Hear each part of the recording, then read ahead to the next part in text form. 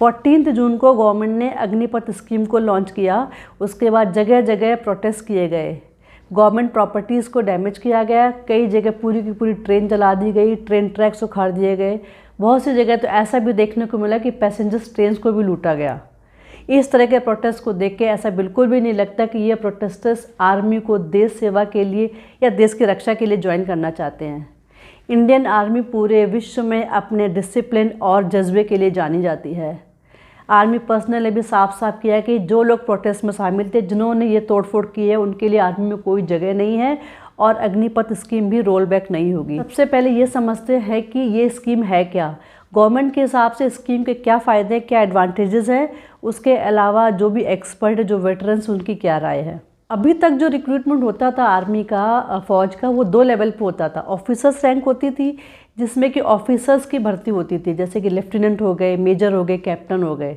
दूसरी जो भर्ती होती तो सोल्जर्स रैंक की होती थी, जिसमें सैनिक हो गए, जवान हो गए, उनकी भर्ती होती थी। तो जो अब नई स्कीम आई है अग्निपथ, उस स्कीम के थ्रू ही जवानों और सैनिकों की भर्ती होगी और जो ऑफिसर्स रैंक की भर्ती होती थी वो एज इट इज़ चलेगी, उसमें कोई भी चेंज नहीं आया है। जो भी चेंज आया है वो सैनिक लेवल पे आया है। सैनिक और जवानों की भर्ती अब अग्निपथ के थ्रू ही होगी और जो भी टर्म्स एंड कंडीशंस हैं अग्निपथ के वही फॉलो करने पड़ेंगे, पहले वाले नहीं। जो लड़के फ़ौज में इंटरेस्टेड हैं, आर्मी में ज्वाइन करना चाहते हैं, उनकी ज्वाइनिंग के टाइम में एज 17.5 के करीब होनी चाहिए और जब तक वो 4 साल की जॉब करेंगे, क्योंकि ये 4 साल का ही जॉब है, जब तक ये 4 साल की जॉब करेंगे तब तक उनकी एज 21 से 22 के बीच में होगी। और एकेडमिकली उनको 10th और 12th पास होना चाहिए। 4 साल की जॉब में पहले साल 30,000 रुपये मिलेंगे, दूसरे साल 33,000 मिलेंगे, तीसरे साल 36,000 मिलेंगे, चौथे साल आते आते 40,000 रुपये मिलेंगे। 4 साल के बाद रिटायरमेंट पे 11,70,000 रुपये मिलेंगे। सैलरी और रिटायरमेंट के पैसे को मिला के 20 से 22 लाख रुपये की सेविंग होगी एक 22 साल के लड़के की, जो कि अच्छी खासी अमाउंट है। इस पैसे से वो जवान कुछ काम शुरू कर सकता है, स्टार्टअप प्लान कर सकता है, कुछ बिजनेस कर सकता है। करीब 18 लाख का लोन भी इस पैसे के अगेंस्ट में मिलेगा। इस 4 साल के जॉब टेन्योर में स्किल बेस्ड डिग्री का भी प्रोविज़न रखा गया है, जिसको कि आर्मी इग्नू के साथ टाई अप कर रही है। इसका फ़ायदा यही होगा कि जब अग्निवीर 4 साल की जॉब के बाद एट द एज ऑफ 22 साल जब बाहर निकलेगा तो उसके पास एक डिग्री होगी, जिसको कि वो प्राइवेट जॉब में, गवर्नमेंट जॉब में यूज़ कर सकता है। इस स्कीम के अकॉर्डिंग 25% जो अग्निवीर होंगे, जो अग्निपथ के थ्रू अग्निवीर गए हैं, उनको सेना में रिटेन किया जाएगा। मतलब वो आगे भी काम करते रहेंगे, आगे भी जॉब करते रहेंगे। लेकिन जो 75% जो अग्निवीर होंगे उनको वापस फिर उसी सोसाइटी में आना पड़ेगा। जो अग्निवीर 4 साल जॉब करके घर वापस आएंगे उनको जॉब में प्रेफरेंस मिलेगी, जैसे कि पुलिस होगी, CSF होगी, CISF होगी, BSF हो गई और कोस्ट गार्ड होगी। 10% का उनको रिजर्वेशन मिलेगा। एक बहुत बड़ी बात है। अगर ये अच्छे से इम्प्लीमेंट होती है स्कीम तो बहुत अच्छी बात है। स्कीम तो बहुत लिक्रेटिव है, बहुत अच्छी है। पैसा भी अच्छा मिल रहा है, रिटायरमेंट के बाद भी गवर्नमेंट जॉब में उनको प्रेफरेंस मिल रही है, रिजर्वेशन मिल रहा है। फिर भी ऐसे क्या रीजंस हैं कि प्रोटेस्टर्स प्रोटेस्ट कर रहे हैं? उसके अलावा कई आर्मी वेटरन्स भी इसको अपोज कर रहे हैं। सबसे पहली बात, जो रिटायरमेंट के बाद पेंशन मिलती थी वो पेंशन नहीं मिलेगी, जो मेडिकल फैसिलिटी मिलती थी वो भी नहीं मिलेगी, ग्रेच्युटी नहीं मिलेगी। उसके अलावा एक बार फ़ौज ज्वाइन करने के बाद फ़ौजी को या उसकी फैमिली को लगता था लाइफ काफ़ी कुछ सेटल हो गई है, लेकिन अब इस स्कीम के थ्रू अगर गए और 25% में नहीं आए, रिटेन नहीं हुए, तो फिर से वही जॉब प्रेशर शुरू। तो ये कहीं ना कहीं उन लोगों को जिन्होंने 4 साल कड़ी मेहनत करी है फिज़िकल टेस्ट को पास करने के लिए, कोचिंग किए, पैसे दिए हैं, तो उन लोगों के लिए कहीं ना कहीं ये स्कीम एक सेटबैक की तरह है। सरकार के अपनी रीजंस अग्निपथ स्कीम को लाने के लिए, सबसे पहले सरकार आर्मी में एज को बैलेंस करना चाहती है। India is the youngest country with oldest army. Currently India की जो आर्मी है उसकी एवरेज एज 30 से 32 साल है। अगर ये स्कीम लागू होती है तो इंडियन आर्मी की age over a period of time 20 से 25 साल होगी, जो कि ज़्यादा यंग, एफिशिएंट और एनर्जेटिक होगी एज कम्पेयर टू पहले की आर्मी।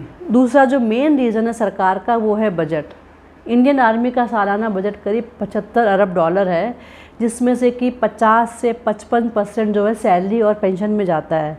उसके बाद फूडिंग, लॉजिंग, ट्रेवल अलाउंस। जो उसके बाद बचता है उसको वेपन्स, आर्म्स, एम्यूनेशंस और टेक्नोलॉजी में यूज़ किया जाता है, जो कि काफ़ी कम है। बहुत सारे डेवलप्ड कंट्री जैसे कि यूएस, यूके, रशिया, इजराइल, उनके पास हमसे काफ़ी कम मैन पावर है, लेकिन उनके वेपन्स, उनकी टेक्नोलॉजी इतनी अपग्रेडेड है कि वो हमसे कहीं एडवांस है।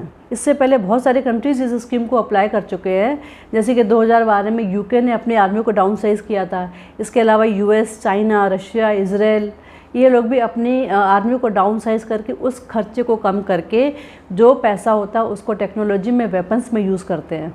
यही अब इंडिया भी करना चाहता है। जहाँ पहले करीब 60,000 भर्तियाँ होती थी हर साल और 60,000 रिटायर होते थे, तो उसके एवरेज में अब करीब ऑन एन एवरेज 13,000 की भर्तियाँ होंगी। मैन पावर कम करने से जो पैसा बचेगा उस पैसे से अपग्रेडेड वेपन्स हो गई, नई नई टेक्नोलॉजीज़ हो गई, तो उसको वहाँ पे यूज़ किया जा सकता है। कुछ एक्सपर्ट और कुछ वेटरन्स का ऐसा भी कहना है कि 4 साल की जॉब के बाद जब ये यूथ घर लौट के वापस आएंगे, सोसाइटी में वापस आएंगे, तो हो सकता है कि एंटी सोशल एक्टिविटीज़ में इन्वॉल्व हो जाएं, कुछ इलीगल काम करने लग जाएं।